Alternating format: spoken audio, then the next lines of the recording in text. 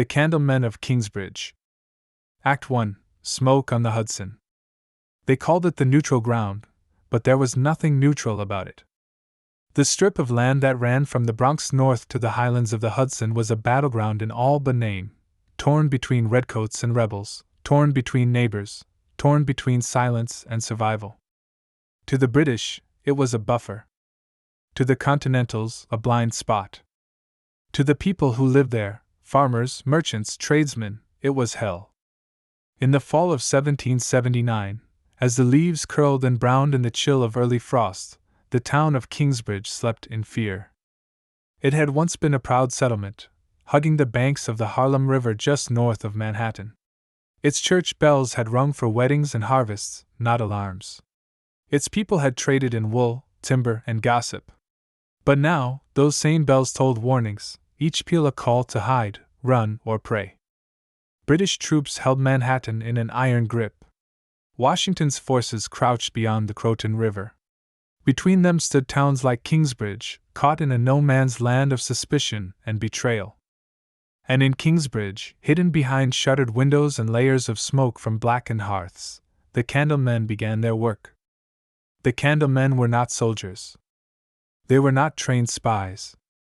They didn't carry rifles or wear uniforms. They were tailors, innkeepers, aging mothers.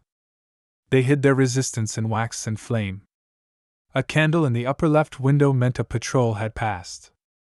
2 in the lower right meant a shipment had been buried beneath the hay. A flickering flame at dusk, lit, snuffed, lit again, meant someone had been taken. The messages moved north by river ferry or young feet. They passed through hollow walking sticks, basket bottoms, flour sacks.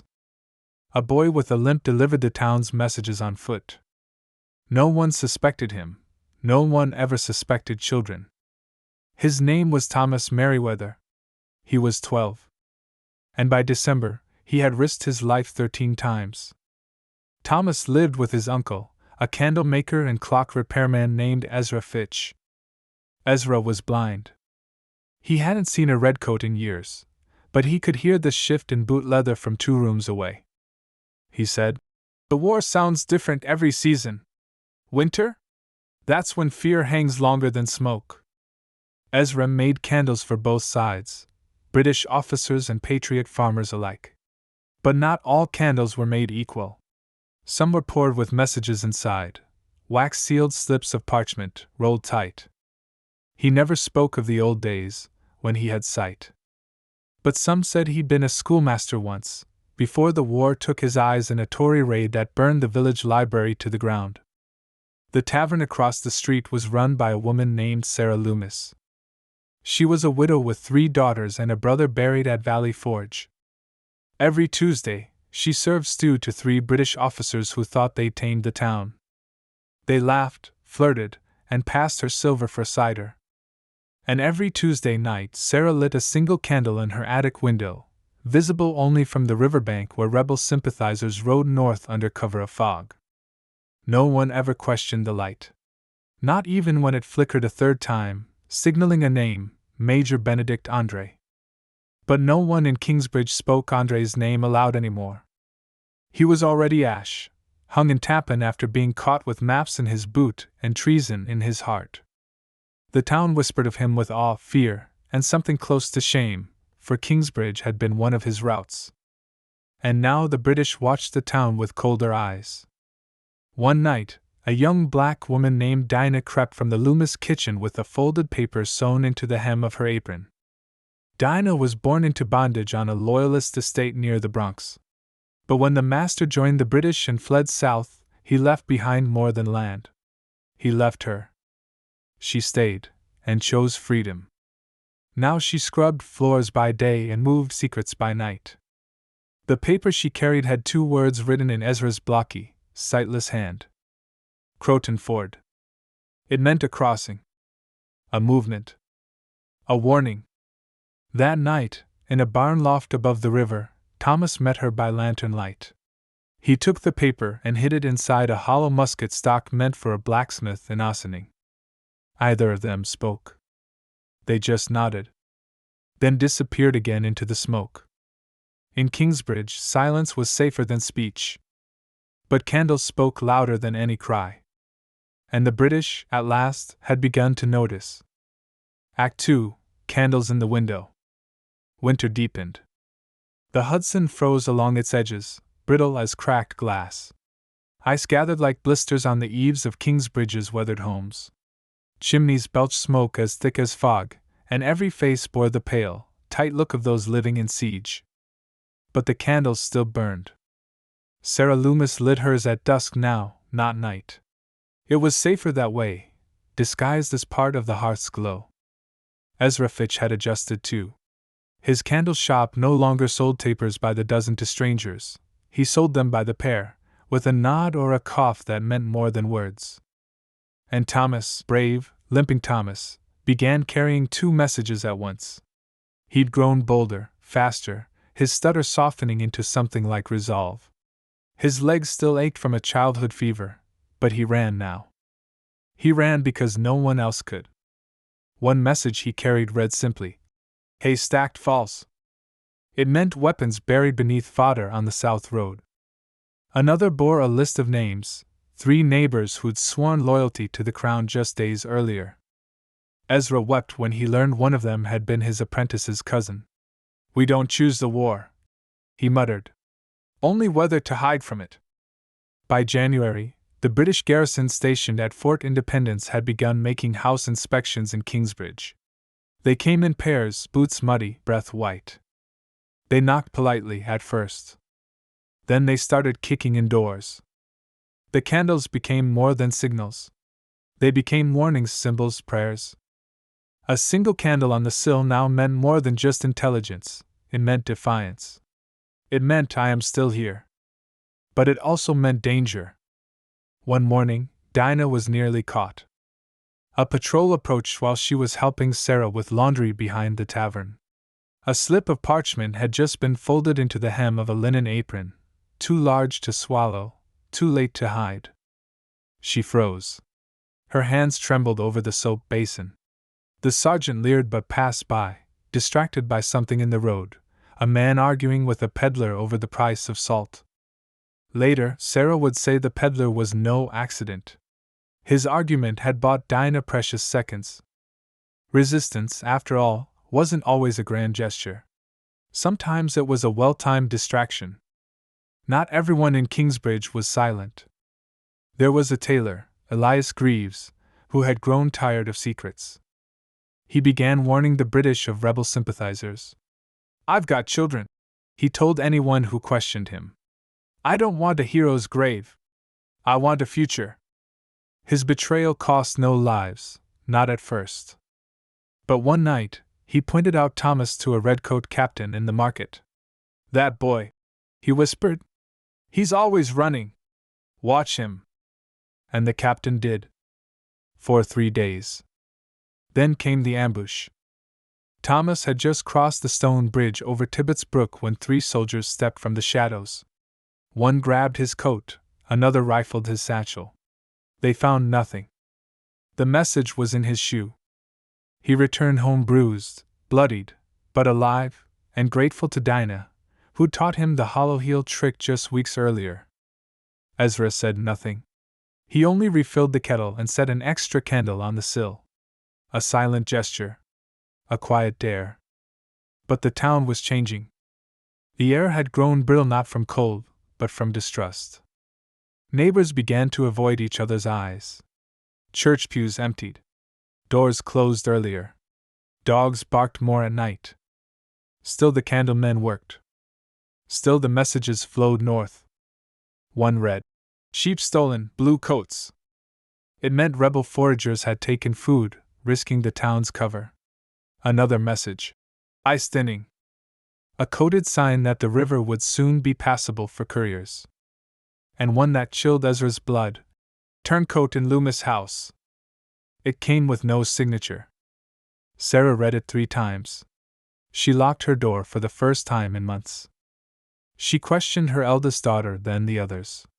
One of them had spoken too freely, perhaps to a handsome soldier, perhaps in exchange for sweets or safety. She never said what she discovered, but she wept alone in the cellar that night. And the attic candle didn't burn again for 3 days. But when it did, it burned longer than ever before. A full hour. Unflickering. Bright as day. And someone, somewhere, received the message. We are still here. Act 3, The Blood Harvest. February brought more than snow. It brought blood. It crept beneath shutters and pulled in alleys. It stained haylofts, seeped into the creek that ran past the mill. War was no longer something whispered about, it had arrived. Not in armies, not in uniforms, but in the form of quiet violence. Murders made to look like accidents. Homes left ransacked in silence. A butcher's son vanished walking home from evening prayer. 2 rebel sympathizers were found hanged near the chapel, signs pinned to their chests. Traitor! And worse, the candles stopped. It began with Ezra. His shop burned down in the middle of the night. No warning, no chance. Thomas woke to smoke, ran barefoot through snow to find the old man collapsed in the yard, coughing, cradling his burned hands. The fire had eaten everything, the molds, the wax, the hidden messages inside the hollow clock weights. Ezra lived. But the candles no longer did. For a week, no light shone in Kingsbridge's windows. The rebellion had gone blind. Ezra was moved to Sarah's cellar. His skin was raw and red, wrapped in oil-soaked rags. He spoke little. When he did, it was in fragments. Too many names, he rasped. Someone gave them names. Sarah pressed water to his lips. No one gave them, she said. They took. But the question hung in the cellar air like smoke. Had someone talked? Thomas blamed himself. He had missed a pickup 2 days before the fire, stopped by a redcoat patrol who found nothing, but had stared too long at his boots. He hadn't run fast enough. He hadn't hid well enough. He told Dinah, who said nothing for a long time. Then finally, we all limp, Thomas. We all run slower than the war. Still, the work resumed. Slower, quieter, sharper. Sarah reopened the attic signal, 1 candle only, never more. Dinah began delivering messages sewn into pillow linings. And Thomas started carving symbols into fence posts. Circles for British movements. Triangles for missing patriots. A single straight line for the dead. By March, the fence outside the Loomis Tavern looked like scripture. Then came the order. A new British commander had arrived, Colonel Nathaniel Vexley. An Englishman born in Boston, with no trace of accent and no trace of mercy. He'd fought in Carolina, torched villages in Connecticut, and now rode into Kingsbridge like Caesar returning from Gaul. His first order was simple. Any home found signaling shall be razed. Any person within shall be shot. The town froze. Sarah blew out her attic candle. Ezra whispered, They've taken the sky from us. But the candlemen did not stop. They adapted. They turned to other lights, reflected mirrors, hidden lanterns, scratched glass. One woman began leaving flour on her sill each morning, shaped like a fish if the road was safe. A man carved slits into his shutters, revealing lit candles only when the wind caught them just right. Rebellion went from light to shadow. But Colonel Vexley had spies. One was a boy, perhaps 14. Ragged, starving, eyes sharp as broken glass. Thomas saw him watching the tavern one night, tucked beneath a barrel, scribbling with chalk. He told Dinah. She nodded grimly. I'll take care of it, she said. That night the boy vanished. Whether he ran, was caught, or simply disappeared into the dark, no one ever knew. But Thomas noticed, days later, that the barrel was gone too. The final blow came not in fire, but in silence. 3 houses were found empty, no struggle, no sign. A whole family gone. A warning scrawled across the hearth in coal. Next is you. Sarah Loomis gathered her daughters. She held their hands and prayed, not to win the war, but to see another dawn. Then she walked outside and lit a single candle. Not in the attic, but in the tavern window, plain as day. Thomas joined her. He carried Ezra's old lantern. He hung it from the porch. And soon others followed. From the tailor's shop, the weaver's barn, the farrier's gate. By nightfall, Kingsbridge glowed. Not with fire, but with defiance. Colonel Vexley ordered raids. He found empty houses, blocked roads, false leads. The Candlemen had disappeared again, not into fear, but into the folds of their work. They hadn't vanished. They had woven themselves into every seam of the town. Act 4.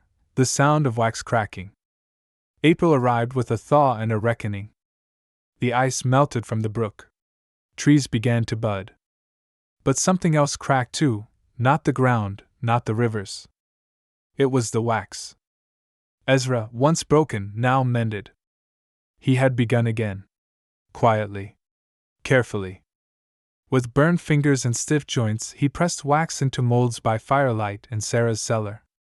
Not just candles this time, but messages within wax, rolled tighter than a pin, sealed in the heart of the flame. A matchbox of rebellion. He called them night words. Each candle bore a name. Rook, sparrow, ash, lantern, storm. Each meant something different. A route, a target, a warning. The British would never know. But the Candlemen weren't just hiding anymore. They began to strike back. Dinah organized it. She spoke to blacksmiths, farmers, and old women who no longer bothered to whisper. She carried not just words now, but tools. Wire, flint oil. And a plan. They would rob the powder cart. The one scheduled to arrive from Fort Washington, bound for Vexley's garrison. They wouldn't keep it. They would destroy it. Thomas was the decoy. On the night of the ambush, he sat in the road with a bloodied bandage on his knee and a basket of firewood. He wept when the soldiers approached. "Help!" he begged. "Please, my brother's hurt." The wagon tipped. The lead redcoats scowled. But they followed. And in that moment, as the powder cart rolled past the clearing, Dinah and two others dashed from the trees. Unhitching the oxen, slashing the wheels, and dousing the barrels with lamp oil. They lit the wick and vanished into the trees. The blast woke half of Kingsbridge. The crater smoked for days. Colonel Vexley was livid. He imposed curfews. He doubled the patrols. He cut the ration supply. But the Candlemen were not starving. They had stockpiled. They shared. They ate together in cellars, passing bread and news and songs. Vexley tried to freeze them out. But they had fire. One afternoon, Sarah received word. A rebel scout, wounded, dying, was hiding in a hayloft near the river. She took Thomas and Dinah. They found him. A young man, barely older than Thomas, soaked in blood from a musket wound to the stomach. He said nothing at first. Just stared at the ceiling, eyes wide. Then, "I couldn't tell them. Not a word. They cut me, but I didn't say it." Dinah wept. Thomas held his hand until it turned cold. They buried him beneath the roots of a birch tree. Sarah lit a candle in the window that night. A tall one. It burned until dawn. The raids intensified. One by one, homes were searched. The tailor Elias Greaves was found strangled behind his shop. A note on his chest read, "Candle snuffer." His house burned the next day. Rumors spread that the Candlemen had grown ruthless. That spies were being silenced not by soldiers, but by neighbors. That the rebellion had become a storm. Ezra shook his head when he heard. "No," he said.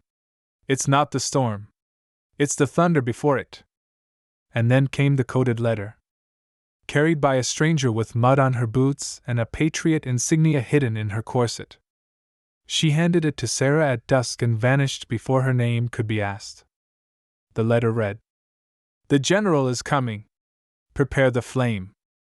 No signature. No date. But they knew who it meant: Washington.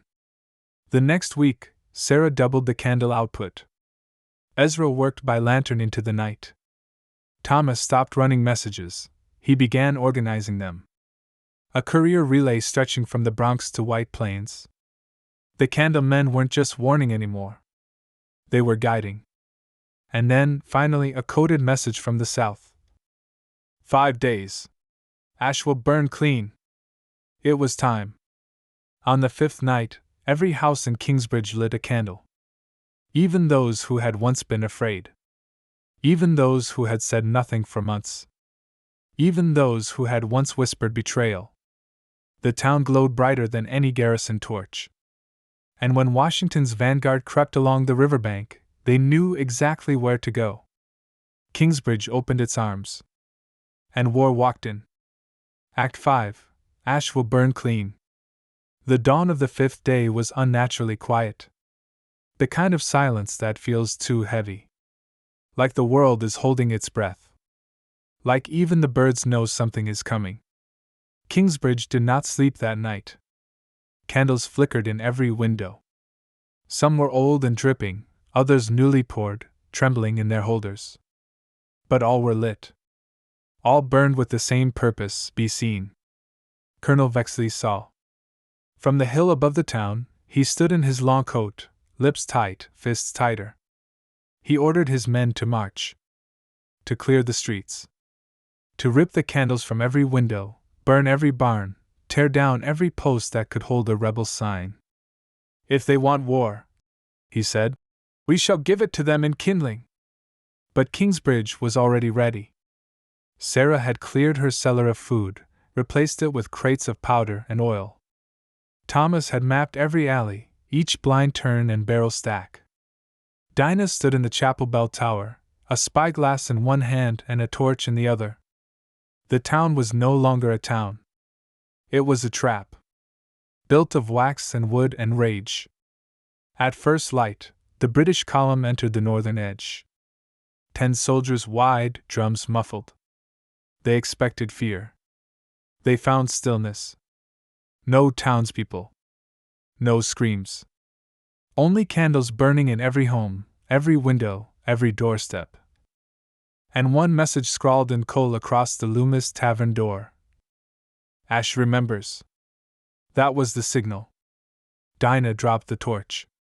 The alley to the left of the column erupted, flame and smoke and shards of iron. Barrels packed with nails and powder burst into fire. Not to kill. To scatter. Then, from the rooftops, slings, bricks, glass, soil. Thrown by farmers and blacksmiths. Thrown by women with soot-streaked faces and children whose parents had vanished. It was not an army. It was a people. Colonel Vexley rallied, screamed orders, barked back the chaos. But every order was met with fire. The southern column, the one meant to flank the town, was stopped at the river. Not by soldiers, but by townsfolk who had torn down the bridge the night before and rigged the bank with caltrops and shards. One redcoat shot a boy running across the square. His mother, unarmed, threw herself on the soldier. They died together. The others watched and remembered. At noon, Washington's men arrived. Not all at once, not in parade. They slipped through tree lines and creek beds, riding low, guns drawn. Kingsbridge had held the British long enough. The trap closed. It wasn't a battle. It was an unmasking. Of violence that had always lived just below the crust. Of anger that had fermented in every candle. By dusk, Vexley was captured. 3 of his officers lay dead in the square. One house burned, a decoy, set by the townspeople themselves. Kingsbridge stood. Washington himself never entered the town. But his aide came, a Major Ellsworth, to speak with Sarah Loomis and Ezra. He called them civilians. Ezra laughed, his voice hoarse from smoke. No, sir, he said. We're Candlemen. The Major asked what that meant. Sarah answered. It means we burn, and yet we light the way. That night, there was no candle in the window. The people of Kingsbridge sat together in the tavern. Not celebrating. Just breathing. They had fought. They had bled. They had survived. And outside, in the ashes of the square, someone, no one knew who, stuck a melted candle into the charred earth. It flickered. Then caught. And burned quietly until dawn. Epilogue, the last flame. Years passed. The war ended, as wars do, in paper and silence. The Treaty of Paris was signed. The British left, sailing away with their muskets and their pride. And the new nation rose, cautious and bruised. Kingsbridge did not make the papers. No statues were raised. No generals visited. But something lingered. In the corners of the old homes. In the cellar steps worn smooth. In the wax stains on wooden tables. Ezra died before the frost one year, in his sleep. He was found with wax beneath his fingernails and a candle mold clutched in his hand. Sarah lived another 15 years. She kept the tavern open, though she never poured rum again. Only tea. And only by candlelight. She never remarried. When asked why, she would simply say, "Because the work's not finished." Thomas grew tall. His voice deepened. He became a courier, then a writer. He never spoke of what happened in Kingsbridge, but every story he wrote smelled faintly of smoke and wax.